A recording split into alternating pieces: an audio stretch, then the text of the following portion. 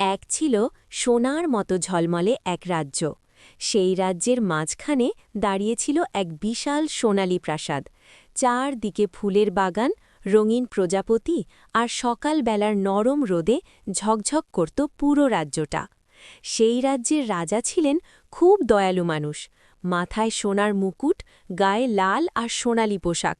তিনি তার রাজ্য আর তার ছোট্ট মেয়েকে ভীষণ ভালোবাসতেন। রাজকুমারীর নাম ছিল কাঞ্চনমালা। ৮ বছরের মিষ্টি মেয়ে, বড় বড় টলটলে চোখ, লম্বা কালো চুল, মাথায় ছোট্ট সোনার টায়রা। সে ফুল ভালোবাসত, পাখি ভালোবাসত আর সবার সঙ্গে হাসি মুখে কথা বলত। একদিন সকালে সে বাগানে দৌড়ে দৌড়ে প্রজাপতি ধরার চেষ্টা করছিল, কিন্তু সে কখনো ফুল ছেড়ত না, শুধু আলতো করে ছুঁয়ে বলত, তোমরা ফুটে থাকো, তোমরাই তো আমার বন্ধু। কিন্তু দূরের এক অন্ধকার বনে থাকত এক হিমশুটে জাদুকর।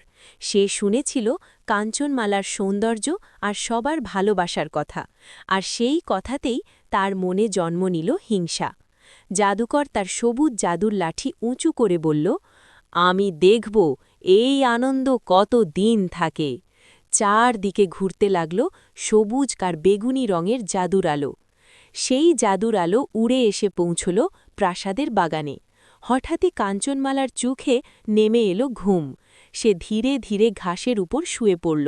গভীর জাদুর ঘুমে ঢলে পড়ল সে। রাজা ছুটে এলেন। তিনি মেয়ের হাত ধরে কাঁপা গলায় বললেন, কাঞ্চনমালা, মা আমার। কিন্তু রাজকুমারী আর জাগল না। সারা রাজ্যে নেমে এলো দুঃখের ছায়া। রাজ্যের বাইরে এক সবুজ মাঠে থাকত এক সাহসী রাখাল ছেলে, বয়স 10 বছর। গায়ের রং রোদে পুড়ে বাদামি, কাঁধে বাঁশি, গায়ে সাদা ধুতি আর হালকা নীল জামা। সে যখন জানল রাজকুমারী জাদুর ঘুমে ঢলে পড়েছে, তার চোখে জ্বলে উঠল সাহস। সে বলল, আমি চেষ্টা করব। সে হাঁটতে হাঁটতে ঢুকে পড়ল জাদুময় বলের ভিতর। লম্বা গাছ, ঝিলমিল আলো, উড়ে বেড়ানো রঙিন কণা। হঠাৎই তার সামনে ভেসে উঠল এক আলো ঝলমলে পরী। সোনালি ডানা, নীল পোশাক, মিষ্টি হাসি।